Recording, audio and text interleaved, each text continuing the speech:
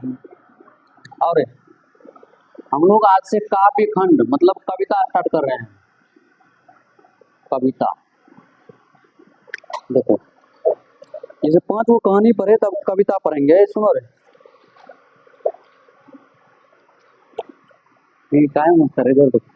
देखिए कविता में पहला कविता है करबक। क्या है?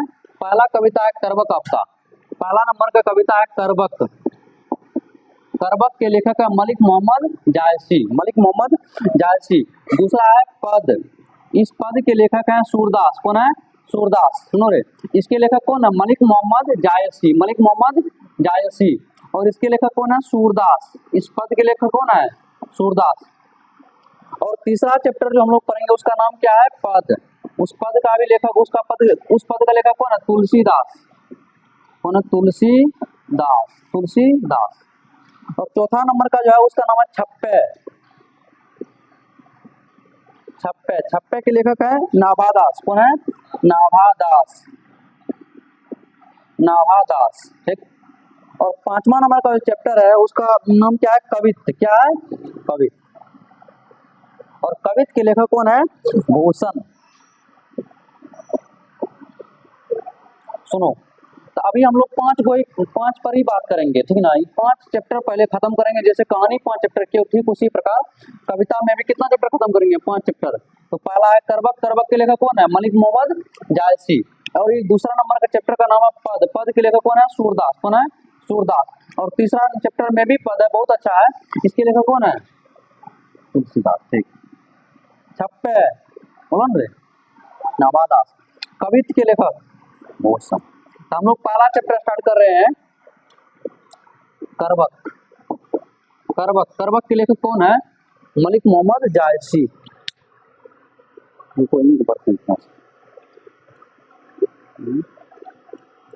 खत्म है। निकालो बुक, निकालो। तो पेज नंबर कितना है? पेज नंबर है, खोलो बुक, खोलो बुक। हाँ भैया बताइए। 165 निकालिए। 165 काव्यखंड। ये जो पहला काव्यखंड, पहला कविता है उसका नाम है करबक। और करबक के लेखक कौन है? मलिक मोहम्मद जायसी। मलिक मोहम्मद जायसी। देखिए लिखा हुआ है, जायसी का जन्म 1492 ईस्वी में हुआ था। कब हुआ था? 1492 ईस्वी में। जायसी का जन्म कब हुआ था? 1492 ईस्वी में। और निधन कब हुआ था? 1548 में। मलिक मोहम्मद जायसी का निधन कब हुआ था? 1548 ईस्वी में। मलिक मोहम्मद जायसी का जन्म कब हुआ था? 1492 में। और निधन कब हुआ था? 1548 में। और इसका निवास स्थान है जायस कब्र, अमेठी, उत्तर प्रदेश। जायस कब्र, अमेठी, उत्तर प्रदेश। जायसी जी का निवास स्थान कहाँ है? जायस कब्र, अमेठी, कब्र अमेठी, उत्तर प्रदेश, यूपी। तो आपको पूछेगा मलिक मोहम्मद जायसी किस राज्य से मलिक मोहम्मद जायसी का संबंध किस राज्य से? क्या बोलेंगे? यूपी से। कहाँ से है? यूपी से। स्थान है जायस कब्र, अमेठी, उत्तर प्रदेश में। इसका क्या है? जन्म स्थान, निवास स्थान, निवास स्थान। और इसके माता पिता का नाम था मलिक शेख ममरेज। क्या नाम था? मलिक शेख ममरेज। इसके पिता का नाम क्या था? मलिक शेख ममरेज या मलिक राजे अशरफ। इसके गुरुजी थे सूफी संत शेख मोहदी। सूफी संत शेख मोहदी और सैयद अशरफ जहांगीर। सैयद अशरफ जहांगीर। सूफी संत शेख मोहदी और सैयद अशरफ जहांगीर इसके क्या थे? गुरुजी। वीरती, इसका वीरती क्या था? आरंभ में जायस में रहते हुए किसानी किए। सबसे पहले ये क्या किए? किसानी करते हैं, किसान का काम, खेती बाड़ी करते हैं। कौन? मलिक मोहम्मद जायसी जी। और बाद में शेष जीवन फकीरी में बीत गया। फकीरी करने में बीत गया। कौन जीवन? शेष जीवन सारा बीत गया फकीरी में। बचपन में ही बेचारा क्या हो गया था? अनाथ हो गए थे। क्या हो गए थे? अनाथ, मतलब माता पिता को खो बैठे थे। साधुओं और फकीरों के साथ भटकते हुए बचपन बीता इसका। साधु और फकीरों के बीच इसका जीवन बीता भटकते हुए। मतलब किसी का माता पिता मर जाए बचपन में ही तो क्या स्थिति होगा? वो भटकते करेगा ना। वही बात आपको यहाँ से क्वेश्चन पूछेगा। आरंभ में जायस में रहते हुए क्या किए? किसानी। क्या किए? किसानी। उसके बाद सारा जीवन क्या किसमें बीता? फकीरी में। अनाथ थे कि नहीं थे? बचपन में ही क्या हो गए थे? ये अनाथ हो गए थे। इसके पिताजी का नाम क्या था? मलिक शेख ममरेज। मलिक शेख ममरेज या मलिक राजे अशरफ। इसके गुरुजी कौन थे? सूफी संत शेख मोहदी और सैयद अशरफ जहांगीर। सैयद अशरफ जहांगीर। इसका जन्म कब हुआ था? 1492 में। और निधन कब हुआ था? उसके बाद निवास स्थान कहाँ है? तो जायस कब्र अमेठी उत्तर प्रदेश। जायस कब्र अमेठी उत्तर प्रदेश। क्वेश्चन पूछा हुआ है, क्वेश्चन पूछेगा आपसे क्या, मलिक मोहम्मद जायसी का निवास स्थान किस राज्य में है? क्या बोलेंगे? उत्तर प्रदेश का। उत्तर प्रदेश मैक्सिमम जो है ना उत्तर प्रदेश से ही संबंध रखते हैं कभी सब। आगे देखिए, चेचक के कारण रूपहीन हो गए थे। ये क्या हो गए थे? रूपहीन था। किसके कारण रूपहीन हो गए थे? चेचक के कारण। और बाई आंख और कान से वंचित, बाई आंख और कान इसके पास नहीं था। लेफ्ट कान और आंख से क्या थे? ये वंचित थे। तो आपको पूछेगा मलिक मोहम्मद जायसी जी किससे वंचित थे? क्या बोलेंगे? बाई आंख और कान से क्या थे? वंचित थे। और किसके कारण रूपहीन हो गया था? क्या बोलेंगे? चेचक के कारण रूपहीन हो गया था। मृदुभाषी, मनस्वी और स्वभावतः संत स्वभाव के थे। आपको पूछेगा ये किस स्वभाव के थे? क्या बोलेंगे? संत स्वभाव के थे। मलिक मोहम्मद जायसी जी किस स्वभाव के थे? क्या बोलेंगे? संत स्वभाव के थे। और इसका जो रचना है पद्मावत, बहुत फेमस है। पद्मावत क्या है? पद्मावत किसका रचना है? मलिक मोहम्मद जायसी का। अखरावट, अखरावट आखिरी कलाम, चित्र रेखा, कारानामा, मसला या मसलानामा, ये सब इसकी रचना है। इसमें आपको पद्मावत बहुत ज्यादा इंपॉर्टेंट, आपके एग्जाम में भी पूछा जाता है। पद्मावत के रचनाकार कौन है? तो मलिक मोहम्मद जायसी जी। याद रखिएगा। और सब नहीं हो याद रखिएगा चल जाएगा, लेकिन पद्मावत को याद नहीं रखिएगा तो आप चल जाइएगा तब। इसके अतिरिक्त चंपावत, होलीनामा, इतरावत इत्यादि कृतियां भी उल्लेख में आती है। इतरावत किसकी रचना है? मलिक मोहम्मद जायसी की। पद्मावत किसकी रचना है? मलिक मोहम्मद जायसी की। अखरावट किसकी रचना है? मलिक मोहम्मद जायसी की। आखिरी कलाम किसकी रचना है? मलिक मोहम्मद जायसी की। कारानामा किसकी रचना है? मलिक मोहम्मद जायसी की। ये सब बात, ये आपका हुआ मलिक मोहम्मद जायसी का बेसिक परिचय, मतलब जो इसके परिचय से जो क्वेश्चन आता है ये सब आपको याद रखेंगे आराम से। इस सब में है ज्यादा कुछ नहीं, कुछ इंपोर्टेंट पॉइंट आगे जो लिखा हुआ है ये, इसमें कुछ ज्यादा है नहीं, फिर भी हम एक लाइन पढ़ देते हैं। इसमें जो इंपोर्टेंट पॉइंट होगा हम वहां पर रुक के आपको हाईलाइट करवा देंगे या रुक जाएंगे, ठीक ना। आगे देखिए, लोक जीवन में प्रचलित प्रेम कथाओं को आधार बनाकर छंदोबद्ध कथा काव्य लिखने की परिपाटी प्राकृत और अपभ्रंश साहित्य में ही रही थी। संभव है वह संस्कृत में भी रही हो। यह परिपाटी साधारण जनजीवन के प्रत्यक्ष अभिप्रेरण और संरक्षण में आगे उत्तरोत्तर बढ़ती हुई हिंदी में अव्याहत चलती चली आई। इसे हिंदी में प्रेम आख्यानक काव्य कहते हैं। चौपाई, दोहा इत्यादि की कर्वक शैली में निबद्ध ये काव्य प्राय अवधि में मिलते हैं। किसानों और कारीगरों की भाषा अवधि में ब्रज की गति, मियता और कोमलता की तुलना में कथावृत्तों को विवरण और विस्तार में सहेज सकने की क्षमता थी। इस्लाम और उसके साथ तसऊफ सूफी मत के आगमन के बाद इसे प्रेम आख्यानक काव्य परंपरा के अनेक मुसलमान कवि हुए, जिन्होंने पहले से जन प्रचलित प्रेम कहानियों को सूफी प्रेम साधना के अभिप्रायों से सम्मिलित कर काव्य के रूप दिए। मुल्ला दाऊद से लेकर जान कवि और उससे भी आगे तक यह परंपरा आबाद रूप में चलती रही। मलिक मोहम्मद जायसी इस परंपरा की अंतिम कड़ी है। प्रेम आख्यानक काव्य परंपरा के कवि कौन है? तो ये मार देंगे, कौन कहते हैं? ये मलिक मोहम्मद जायसी जी। आपको पूछेगा, जायसी के लिखे अनेक काव्य प्राप्त होते हैं जो आचार्य रामचंद्र शुक्ल, डॉक्टर माता प्रसाद गुप्त इत्यादि अनेक विद्वानों द्वारा अलग अलग जायसी ग्रंथावली के नाम से संपादित है। इसका जो अनेक ग्रंथ मिलता है किससे संपादित? जायसी ग्रंथावली से। किससे है? जायसी ग्रंथावली से। आपको याद रखने वाला पॉइंट है। जायसी की उज्जवल अमर कीर्ति का आधार उनका मान कथा काव्य पद्मावत है। जायसी जो अमर हो गए, जायसी जो अमर हो गए, जिस कारण जायसी को हम लोग पढ़ रहे हैं, तो इसका जो अमर उज्जवल कीर्ति का जो आधार है, मेन काव्य क्या है? पद्मावत। तो क्या है? पद्मावत। ये पद्मावत नामक रचना जो क्या इतना मस्त है, पद्मावत, इसी के आधार पर ये क्या हो गए? अमर हो गए। क्या हो गए? अमर हो गए। पद्मावत के कारण ये क्या हो गए? अमर हो गए। लिखा हुआ है ना, क्या लिखा हुआ है? जायसी की उज्जवल अमर कीर्ति का आधार है उनका कथा काव्य, उनका महान कथा काव्य पद्मावत। पद्मावत में चित्तौर नरेश रतन सेन, चित्तौर के राजा कौन है? रतन सेन, चित्तौर के राजा, नरेश मतलब राजा, चित्तौर के नरेश रतन सेन और सिंघल द्वीप की राजकुमारी पद्मावती की प्रेम कथा है। क्या है? पद्मावती क्या है? प्रेम कथा है। सुनो रे, ये जो पद्मावत है इसमें क्या है? चित्तौर नरेश रतन सेन, चित्तौर के राजा, चित्तौर नरेश कौन? रतन सेन। क्या है? रतन सेन और सिंघल द्वीप की राजकुमारी, सिंघल द्वीप की राजकुमारी कौन है? बोलो। पद्मावती। देखो, चित्तौड़ के राजा रतन सेन और सिंघल द्वीप की राजकुमारी पद्मावती के बीच का जो प्रेम कथा है ना, इसी का वर्णन किसमें है? पद्मावत में, है ना। इसलिए दोनों का ये राजा है, राजा कहाँ का राजा? चित्तौड़ के। ये राजकुमारी है सिंघल द्वीप की राजकुमारी पद्मावती। तो आपको पूछेगा पद्मावती में क्या है, क्या बोलेंगे, किसकी कथा है? तो चित्तौड़ नरेश रतन सेन और सिंघल द्वीप की राजकुमारी पद्मावती की प्रेम कथा का वर्णन है। क्लियर ना। तो आपको पूछेगा चित्तौड़ के राजा कौन है? रतन सेन। सिंघल द्वीप की राजकुमारी कौन है? पद्मावती। चित्तौड़ नरेश रतन सेन और सिंघल द्वीप की राजकुमारी पद्मावती का प्रेम कथा किसमें है? पद्मावत में। यदि पद्मावत के लेखक कौन है? तो मलिक मोहम्मद जायसी, मलिक मोहम्मद जायसी। आगे, इस प्रेम कथा का त्रिकोण पूरा होता है दिल्ली के सुल्तान अलाउद्दीन के इस कहानी से जुड़ जाने से। इस कहानी का इस प्रेम कथा का त्रिकोण पूरा होता है किसके जुड़ने से? दिल्ली के सुल्तान एक है अलाउद्दीन के जुड़ जाने से इस कविता का क्या हो जाता है? इस कहानी का, इस प्रेम कथा का त्रिकोण पूरा होता है। अंततः ऐतिहासिक आधार वाली इस कहानी का विकास जनश्रुतियों एवं आगे स्वयं कवि की संरचनात्मक कल्पना द्वारा हुआ है। आगे देखिए लिखा हुआ है, बहुत इंपॉर्टेंट लाइन है। मलिक मोहम्मद जायसी प्रेम के पीर कवि हैं। आप याद कीजिए, क्लास 10वीं कक्षा याद कीजिए, घनानंद जी शायद थे प्रेम के पीर कवि, घनानंद जी थे। बहुत मस्त सुजान नामक नर्तकी से वो प्यार क्या करते थे, याद होगा आपको। हाँ, तो वही, तो वो प्रेम के पीर कवि थे। क्या थे? प्रेम के पीर कवि थे। ठीक उसी प्रकार मलिक मोहम्मद जायसी भी प्रेम के पीर कवि हैं। तो आपको याद रखना है मलिक मोहम्मद जो 10वां में है तो उसको बता दीजिएगा कि क्वेश्चन अवे करेगा।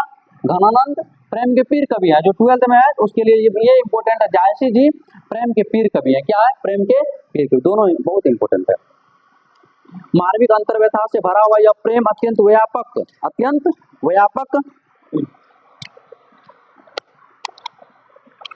व्यापक गूढ़ आशयों वाला और महिमा में है।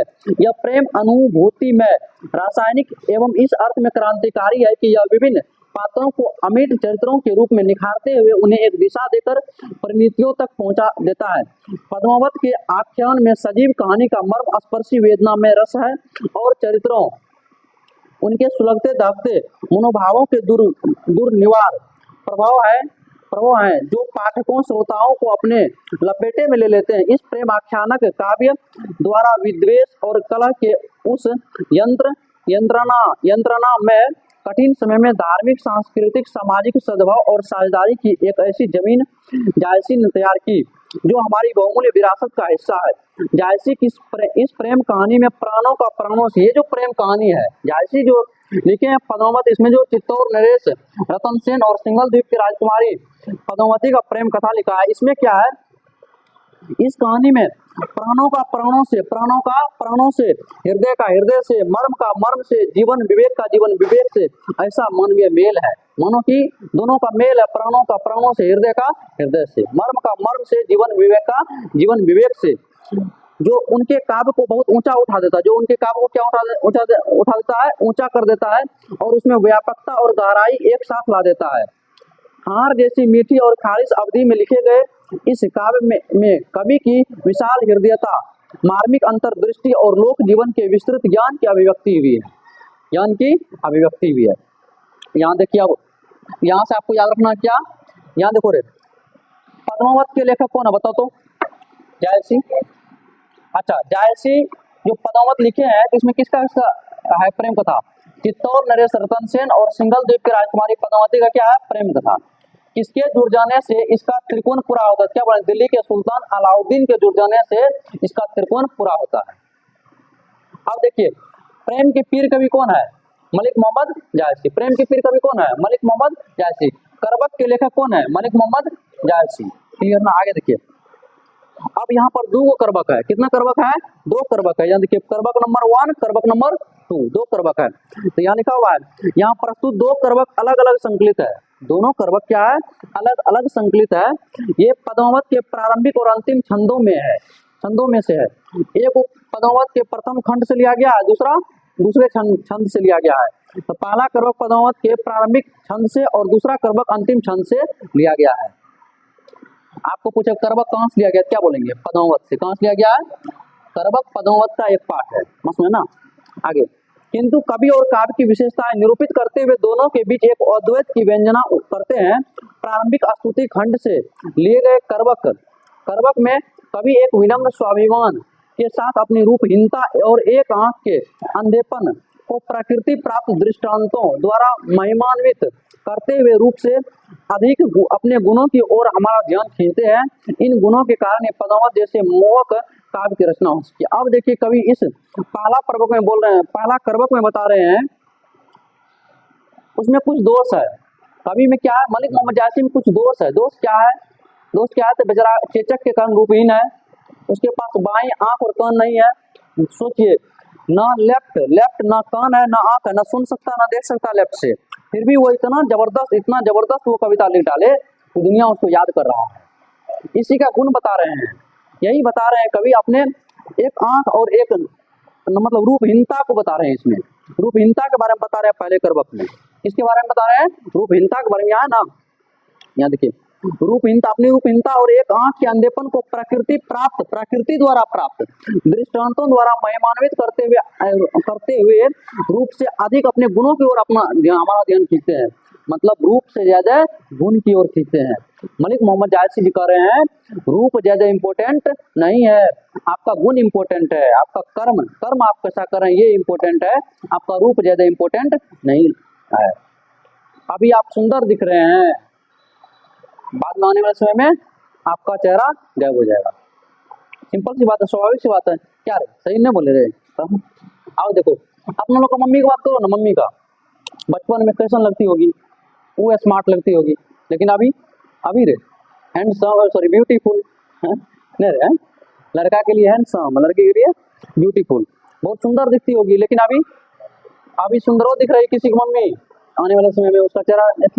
मम्मी को छोड़ो ना, लो ना, मतलब जो ना कोई हीरोइन सबको ले लो बढ़िया से, फोटो खिंचवाने के लिए, मतलब दूर भागती है कैमरा से आज के समय में। क्यों? उसका चेहरा ही नहीं है ठीक। अब उसका चेहरा क्या हो गया है? माधुरी दीक्षित ने कौन है तो वो था जिसकी आंख मतलब बिल्ली की आंख जैसी है, क्या है उसका? अजय देवगन के साथ फिल्म बनाती है वो, जैसे करिश्मा कपूर, उस सबका चेहरा देखो ना, मतलब उसमें ना। तो और सब जो बुरी हो गई, बुढ़िया सब, उस सब का देखो ना, मतलब सब देखो, मतलब सब एकदम ढल गया है। इसलिए बोला कि रूप पर ध्यान मत दीजिए। सुनो रे, कभी मलिक मोहम्मद जायसी जी प्रथम कर्मक में बता रहे हैं आप रूप पर ध्यान न दीजिए, आप रूप को मत देखिए, आप गुण को देखिए, क्या क्वालिटी है, समझ ना। अभी क्या आप बताइए, तो ये एक आंख से अंधा है, एक कान से बहरा है, इसके लिए आप लोग इसको पढ़ रहे हैं? इसकी रचना के लिए पढ़ रहे हैं हम लोग, इसके गुण के लिए पढ़ रहे हैं, इसके रूप पर हम लोग न जा रहे हैं। इसलिए कभी मलिक मोहम्मद जायसी प्रथम कर्मक में रूप को छोड़कर गुण की तरफ हम लोग का ध्यान क्या करते हैं? आकर्षित करते हैं। वही दूसरे कर्मक में अंत के उपसंहार खंड से लिए गए द्वितीय कर्मक में कवि अपने काव्य और उसकी कथा सृष्टि के बारे में हमें बताते हुए कहते हैं कि उन्होंने इसे रक्त के लई लगाकर जोड़ा है, जो गारी प्रीति के नयन जल में भिगोई हुई है। अब न वह राजा रतन सेन है और न ही वह रूपवती पद्मावती रानी है, बहुत सुंदर रानी थी रूपवती पद्मावती। न वह बुद्धिमान सुआ भी नहीं है, न राघव चेतन है और न ही अलाउद्दीन है, मतलब कोई आदमी अभी नहीं है। मलिक मोहम्मद जायसी जी बोल रहे हैं अब कोई नहीं है, न रतन सेन मिलेगा आपको, न पद्मावती मिलेगी, न अलाउद्दीन मिलेगा, न आपको कौन कहते हैं ये सुआ मिलेगा, न राघव जी, कोई आदमी आपको मिलने वाला नहीं है। तो मिलेगा क्या? मिलेगा उसका क्या गया कर्म। अब चित्तौड़ नरेश रतन सेन क्या कर्म किए, उस कर्म को आप लोग देख सकते हैं, गलत किए कि सही किए, लेकिन वो आदमी अब मिलने वाला नहीं है। हम ही लोग मर जाएंगे आज न कल हम लोग मर जाएंगे आने वाले समय में। हम लोग का जो पीढ़ी है आगे, बाल बच्चा सब होगा, तो वो सब क्या याद रखेगा? हम लोग रहेंगे नहीं रहेंगे, हम लोग का गुण, हम लोग अगर गलत करेंगे तो गलत चीज याद रखा जाएगा, अगर सही करेंगे तो सही चीज याद रखा जाएगा, जिसे हम लोग अभी पूर्वज सबका रखते हैं। आगे देखिए, तो अब कभी उदाहरण दे रहे हैं, इसमें कोई बोला कि इसमें कोई आज नहीं रहा, किंतु उसके यश के रूप में कहानी रह गई है, किंतु उसके प्रसिद्धि के रूप में कहानी रह गई, उसकी क्या रह गई है, कहानी रह गई है। और बोले फूल झड़कर नष्ट हो जाता है पर उसकी खुशबू रह ही जाती है। कभी बोल रहे हैं फूल भरे, फूल झड़कर क्या हो जाती है, नष्ट हो जाता है, लेकिन उसकी खुशबू रह जाती है। और मान लीजिए गुलाब का फूल अगर बोल दे, उसका अलग ही मतलब, अगर बोल दे गुलाब तो मतलब गुलाब है, तो उसका सुगंध अनुभव करने लगते हैं हम लोग। तो क्वालिटी सब में, सबका क्या है, क्वालिटी है। बोला कि फूल झड़कर नष्ट हो जाता है पर उसकी खुशबू रह जाती है। तो आपको पूछेगा यह लाइन कहाँ का है, क्या बोलेंगे, करबक से। कहाँ का, करबक वाला पार्ट से। इसके लेखक कौन है, जायसी जी बोले हैं। आगे देखिए, फूल झड़कर नष्ट हो जाता है पर उसकी खुशबू रह जाती है। कवि यह कहना चाहते हैं कि एक दिन वह भी नहीं रहेगा। मलिक मोहम्मद जायसी जी इतने महान कवि हैं, ये बोल रहे हैं एक दिन हम भी नहीं रहेंगे, एक दिन हम भी आप सबों के बीच में नहीं रहेंगे, और उनकी कीर्ति सुगंध की तरफ पीछे रह जाएगी। और उसकी जो रचना है, जैसे पद्मावत है, अखरावत है, इतरावत है, ये सब उनकी सुगंध के रूप में, खुशबू के रूप में पीछे छूट जाएगी, पीछे रह जाएगी। और हमको याद करेगा, अगर संसार याद करेगा तो याद और याद सिर्फ करेगा किसके कारण, तो गुण के कारण। और गुण के रूप में क्या छूटेगा, ये पद्मावत रचना, इसकी कीर्तियां है, यही इसके गुण के रूप में, इसके सुगंध के रूप में, इसके मरने के बाद भी लोग इसको पढ़ेंगे तो दो शब्द अच्छा कहेंगे। किसके बारे में, मलिक मोहम्मद जायसी के बारे में। आगे देखिए लिखा हुआ है, कभी यह कहना चाहते हैं कि एक दिन वह भी नहीं रहेगा पर उसकी कीर्ति सुगंध की तरफ पीछे रह जाएगी। जो भी इस कहानी को पढ़ेगा वही उसे दो शब्दों में स्मरण करेगा। जो भी इस मतलब कहानी को पढ़ेगा, जो भी इसका रचना है, वही उसको दो शब्द में स्मरण, जैसे हम लोग अभी स्मरण कर रहे हैं मलिक मोहम्मद जायसी जी को, उसी प्रकार स्मरण करेंगे। कवि का अपने कलेजे के खून, कवि का अपने कलेजे के खून से रचे इस काव्य के प्रति यह आत्मविश्वास अत्यंत सार्थक और बहुमूल्य है। कवि के द्वारा रचा गया यह, कलेजे के खून से रचा गया यह जो काव्य खंड है, कविता है, इसका बोला है कि इसका उसके प्रति यह आत्मविश्वास, उसका सेल्फ कॉन्फिडेंस अत्यंत सार्थक और बहुमूल्य, बहुत ही ज्यादा बहुमूल्य है। वो जो सोच रहे हैं ये हम मर जाएंगे एक दिन, हम लोग भी नहीं रहेंगे, हम लोग की क्या रह जाएगी, रचनाएं रह जाएगी, और उस रचना को जो भी पढ़ेंगे वही मेरे बारे में दो शब्द अच्छा कहेंगे। ये उसका क्या है, सेल्फ कॉन्फिडेंस है। सेल्फ कॉन्फिडेंस है मतलब आत्मविश्वास है, और इसका सार्थक और बहुमूल्य भी है। आइए एक बार देखिए, बताओ करबक के लेखक कौन है, मलिक मोहम्मद जायसी। मलिक मोहम्मद जायसी का जन्म कब हुआ था, 1492 में। निधन कब हुआ था, 1548 में। इसका निवास स्थान कहाँ है, जायस कब्र अमेठी, उत्तर प्रदेश। उसके बाद बताइए, मलिक मोहम्मद जायसी का सबसे महान रचना कौन है, पद्मावत। पद्मावत में किसका इसका प्रेम कथा का वर्णन है, चित्तौड़ नरेश रतन सेन और सिंगल द्वीप की राजकुमारी पद्मावती का। उसके बाद बताइए, प्रेम के पीर कवि कौन है, प्रेम के पीर कवि मलिक मोहम्मद जायसी। करबक पाठ कहाँ से लिया गया है बताइए। यहाँ पर हम लोग जो पढ़ रहे हैं, करबक में कितना भाग है, दो भाग, एक पहला और दूसरा। पहला भाग पद्मावत के पहला छंद से, दूसरा अंतिम छंद से, दूसरा अंतिम छंद से। उसके बाद आप बताइए, इसके पिताजी कौन थे, मलिक शेख ममरेज। इसके पिताजी कौन थे, मलिक शेख ममरेज। इनके गुरु का नाम क्या था, सूफी संत शेख मोहदी और सैयद अशरफ जहांगीर। अच्छा बताइए, सबसे पहले जायस में रहते हुए ये क्या किए थे बताइए तो, किसानी। क्या किए थे, किसानी। क्या किए थे, किसानी किए थे। अच्छा बताइए, ये मलिक मोहम्मद जायसी जी रूप पर ध्यान देते हैं कि गुण पर, रूप पर, गुण पर, तो किस पर देते हैं, इस पर नहीं देते हैं। देखो उसके बाद बताओ, किसके कारण ये रूपहीन हो गया था बताओ, किसके कारण रूपहीन था, तो चेचक के कारण ये रूपहीन था। और इसके पास क्या क्या, किस किस चीज से ये वंचित थे, क्या बोलेंगे, बाई आंख और बाई कान से। अखरावट, पद्मावत, आखिरी कलाम, चित्ररेखा, कारानामा किसका रचना है, उसके इतरावत, होलीनामा किसकी रचना है, मलिक मोहम्मद जायसी का, ठीक ना।